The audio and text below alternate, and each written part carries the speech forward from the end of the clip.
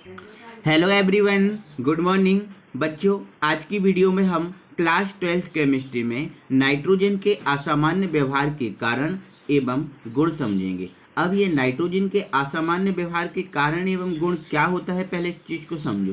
तो दोस्तों, आप सभी को पता है कि जो नाइट्रोजन परिवार है, उस नाइट्रोजन परिवार में आपको पता है ये 7 तत्व होते हैं। Nitrogen, phosphorus, arsenic, antimony, bismuth, ये 5 तत्व होते हैं। अब हमने इनमें देखा है कि जो नाइट्रोजन है वो गैस होता है। जो नाइट्रोजन है सबसे छोटा होता है। हमने ये देखा है कि नाइट्रोजन की जो ऑक्सीकरण अवस्था होती हैं वो +1 से लेकर +5 तक होती हैं। मतलब ये असामान्य क्यों है। अब बाकी ये जो तत्व हैं वो सारे अलग हैं। देखो, ये गैस है, बाकी ये क्या है, ठोस है ना। इसमें हमने देखा इसका सबसे छोटा आकार है, लेकिन इनका जो आकार है, जो शेष तत्व है, इनका आकार बड़ा है ना। हमने देखा है इसकी ऑक्सीकरण अवस्था +1 से +5 तक होती है, लेकिन इनकी तो नहीं होती। इनकी तो क्या होती है, +3 और +5 यही होती है। हमने ये देखा है। तो इन क्या कारण है कि जो नाइट्रोजन है सबसे अलग है। देखो, समूह तो एक ही है, परिवार तो एक ही है, नाइट्रोजन परिवार पूरा बोला जाता है, लेकिन क्या कारण है कि जो नाइट्रोजन है इन सबसे अलग व्यवहार करता है। अब अलग व्यवहार मैंने बता ही दिया कि ये गैस है ना। ये +1 है, ये +1 से +5 तक ऑक्सीकरण अवस्था प्रदर्शित करता है। इसके गलनांक क्वथनांक के मान कम होते हैं, किसके, नाइट्रोजन के, है ना। इनके तो अधिक होते हैं। तो क्या कारण है कि जिसमें ये भिन्नता प्रदर्शित करता है, क्या ये चीज़ें, है ना। तो इसको ही आपको समझना है ना। तो दोस्तों आइए इसको हम समझते हैं और देखते हैं। देखो, तो सबसे पहले तो दोस्तों इसका क्वेश्चन समझो कि आप इसका क्वेश्चन कैसे आएगा। तो दोस्तों इसका जो क्वेश्चन बनेगा वो कुछ इस टाइप से बनेगा कि नाइट्रोजन के अपने समूह में असामान्य व्यवहार के कारण एवं गुण बताइए। कि जो नाइट्रोजन है अपने समूह में असामान्य व्यवहार क्यों और किन गुणों से प्रदर्शित करता है। अब ये क्वेश्चन इस टाइप से नहीं बना तो अथवा में क्वेश्चन इस टाइप से बन सकता है कि नाइट्रोजन अपने समूह में किन किन कारणों व गुणों से भिन्नता प्रदर्शित करता है। मतलब किन कारण से और किन गुणों से भिन्नता प्रदर्शित करता है, उस चीज़ को आपको समझना है ना। तो दोस्तों इसका सबसे पहले मैं इनका कारण बता रहा हूँ कि नाइट्रोजन के असामान्य व्यवहार के कारण क्या हैं। तो दोस्तों आप सभी को पता है कि जो नाइट्रोजन है, जो नाइट्रोजन है सबसे ऊपर वाला तत्व। देखो, ये नाइट्रोजन, ये फास्फोरस, ये आर्सेनिक, है ना, ये एंटीमनी और ये बिस्मथ। आप सभी को पता है ऐसा होता है नाइट्रोजन परिवार में।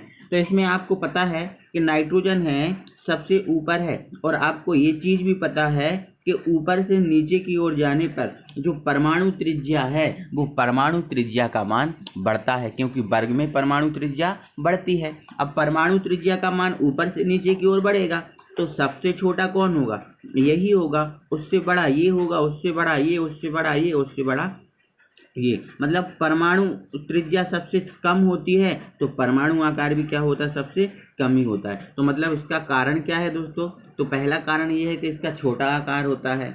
अब दूसरा कारण ये है कि इसका उच्च नाभिकीय आवेश होता है। देखो, मैंने आपको एक चीज़ बताई थी कि परमाणु त्रिज्या तो ऊपर से नीचे की ओर क्या होती है, बढ़ती है, लेकिन जो नाभिकीय आवेश होता है वो ऊपर से नीचे की ओर क्या होता है, घटता है। नाभिकीय आवेश ऊपर से नीचे की ओर क्या होता है, घटता है। अब ऊपर से नीचे की ओर घटता है तो सबसे अधिक किसका होगा, नाइट्रोजन को होगा। ये चीज़ें मैंने क्लियर कर दी है ना। तो छोटा आकार होता है, उच्च नाभिकीय आवेश होता है, मतलब इसका जो नाभिकीय आवेश होता है वो उच्च होता है। समझ में आपको आया, ठीक है। अब रिक्त डी ऑर्बिटल की अनुपस्थिति, मतलब दोस्तों क्या है, ये देखो मैंने आपको उपकोष बताए थे sp,d,f, ये 4 उपकोष मैंने आपको बताए थे, sp,d,f, ये 4 उपकोष थे। तो आपको पता है कि नाइट्रोजन का परमाणु क्रमांक कितना होता है, केवल 7 होता है। इसका परमाणु क्रमांक कितना होता है, 7। तो ये 7 जो इलेक्ट्रॉन है, ये 7 इलेक्ट्रॉन 1s2, 2s2 और 2p3 है ना। अब ये 7 इलेक्ट्रॉन होते हैं। तो देखो नाइट्रोजन के कितने इलेक्ट्रॉन होते हैं, 7। तो ये 7 इलेक्ट्रॉन है। देखो 2, 4 और 3 कितने हो गए, 7, है ना। तो 7 इलेक्ट्रॉन तो पी तक ही भरा गया। अब इसमें डी है क्या, नहीं है ना। तो इसमें जो डी होता है दोस्तों वो कैसा होता है, रिक्त होता है। मतलब डी है ना, सीधी सी बात, डी इसमें उपस्थिति नहीं होता। समझ में आपको आया, डी इसमें उपस्थिति नहीं होता। तो रिक्त डी ऑर्बिटल की अनुपस्थिति, तो ये भी कारण है ना। अब डी नहीं होता तो इसका आकार है ना जो बढ़ नहीं पाता। ठीक है, चलो एक मिनट अपना अगला पॉइंट देखते हैं। तो दोस्तों हमारा अगला पॉइंट है उच्च ऋण विद्युता। यहाँ पर जो जा लिखा गया ना वो मिस्टेक से हो गया, केवल उच्च है। उच्च ऋण विद्युता मतलब इसकी जो ऋण विद्युता होती है जो नाइट्रोजन की, उस ऋण विद्युता का मान भी क्या होता है, अधिक होता है ना। आपको पता है ऊपर से नीचे की ओर जो ऋण विद्युता है वो क्या होती है, घटती है। तो सबसे अधिक किसकी होगी, नाइट्रोजन की होगी। अब बहुबंध बनाने की प्रवृत्ति, तो बिल्कुल भाई है, आपको पता है नाइट्रोजन +1 से लेकर +5 तक ऑक्सीकरण अवस्था प्रदर्शित करता है। तो क्या +1 के साथ भी ये बंध बना सकता है, +2 के साथ भी बना सकता है, +3 के साथ भी बना सकता है, +4 के साथ भी, +5 के साथ भी। देखो 5 प्रकार के ये बंध बना सकता है। बोलो 5 प्रकार से ये सहयोग कर सकता है, बोलो कर सकता है, तो बिल्कुल है ना। तो इसमें बहुबंध बनाने की क्या होती है, प्रवृत्ति होती है। तो ये तो दोस्तों असामान्य व्यवहार के कारण हुए कि इन कारणों के द्वारा वो असामान्य व्यवहार प्रदर्शित करता है। गैस होता है, गलनांक क्वथनांक कम होती है, ये इसके क्या हुए, कारण हुए। अब हम इसके गुणों पर पहुंचते हैं कि किन गुणों के कारण ये असामान्य व्यवहार प्रदर्शित करता है। तो दोस्तों असामान्य व्यवहार के कुछ गुण भी हैं, तो उन गुण को समझो। तो देखो सबसे पहला गुण तो इसका ये है कि साधारण ताप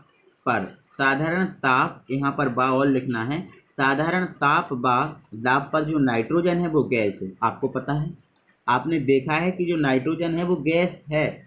कब, किस ताप पर, किस दाब पर, तो ये दोस्तों साधारण ताप और साधारण दाब पर ही क्या है, गैस है। जबकि समूह के अन्य तत्व कैसे होते हैं, ठोस। आपने ये चीज़ें समझनी है, पढ़ ली हैं, है ना, आपको पता है। तो ये क्या हुआ, इसका गुण हुआ कि नाइट्रोजन सामान्य ताप और दाब पर गैस है, जबकि समूह के अन्य तत्व क्या हैं, ठोस हैं। तो एक ये गुण हो गया, इस गुण के कारण असामान्य व्यवहार प्रदर्शित करता है। अगला, नाइट्रोजन द्विपरमाणु अणु है। अब द्विपरमाणु कैसा, तो दोस्तों आपको पता है, हमें देखा है कि जो नाइट्रोजन है वो N2 के रूप में रहता है। किसके रूप में रहता है, N2 के रूप में रहता है। मतलब ये देखो द्विपरमाणु है। लेकिन जो समूह के और तत्व हैं जैसे फास्फोरस है, तो फास्फोरस P2 के रूप में नहीं रहता। फास्फोरस किसके रूप में रहता है, P4 के रूप में रहता है। जो आर्सेनिक है वो आर्सेनिक AS4 के रूप में रहता है ना। जो एंटीमनी है वो भी Sb4 के रूप में रहता है। देखो अब देखो यहाँ पर ये केवल किसके रूप में रह रहा है, N2 के रूप में। अब बाकी तो ये किसके रूप में रह रहे हैं, S4, AS4, Sb4। समझ में आपको आ रहा है। तो देखो नाइट्रोजन कैसा है, द्विपरमाणु है, जबकि समूह के जो अन्य तत्व हैं वो कैसे हैं, चतुष्परमाणु अणु हैं, है ना। मतलब 4 परमाणु मिलेंगे जब एक अणु का निर्माण होगा, लेकिन इसमें नहीं होगा। इसमें 2 परमाणु मिल जाएंगे तो एक अणु का निर्माण हो जाएगा, है ना। तो एक बात दोस्तों यहाँ से एक चीज़ ये भी आपकी क्लियर हो गई है कि देखो यहाँ पर मैं बता रहा हूँ कि कभी भी आप नाइट्रोजन अकेला लिखो तो कभी भी नाइट्रोजन ऐसे मत लिखना। हमेशा अगर किसी ने बोला नाइट्रोजन लिखो तो आप N2 के रूप में ही लिखना, ठीक है। अब किसी ने बोला कि फास्फोरस लिखो तो कभी भी फास्फोरस ऐसे मत लिखना। कभी भी आप लिखोगे तो क्या लिखोगे, P4 के रूप में लिखोगे, है ना। क्योंकि जो और भी जो तत्व हैं, जितने भी तत्व हैं नाइट्रोजन को छोड़कर, वो क्या है, चतुष्परमाणु अणु हैं। ठीक है, क्लियर है। चलो आगे बढ़ते हैं, है ना। तो अगला है क्वेश्चन, नाइट्रोजन के गलनांक क्वथनांक के मान अपने समूह में कम होते हैं। बिल्कुल है, होते हैं, और कारण भी बताया। क्या कारण है, क्योंकि ये क्या है, गैस है। और हमने एक चीज आपको बताई थी कि गैस है ना, द्रव और ये ठोस, इनमें सबसे जो कम गलनांक क्वथनांक होता है वो किसका होता है, गैस का होता है। और सबसे अधिक किसका होता है, ठोस का होता है। तो सीधी सी बात हमने ये क्लियर की थी आपको, जब गैस से हम ठोस में जाते हैं तो गलनांक क्वथनांक का मान बढ़ता है। सबसे कम इसका, उससे ज़्यादा द्रव का, और उससे ज़्यादा किसका होता है, ठोस का होता है। चलो इसके बाद दोस्तों हम अगले पॉइंट पे पहुंचते हैं, और अगला पॉइंट हमारा ये है कि नाइट्रोजन अपने समूह में सबसे कम क्रियाशील है। ठीक है, अब कम क्रियाशील है, बिल्कुल है, क्योंकि आपको पता है नाइट्रोजन है,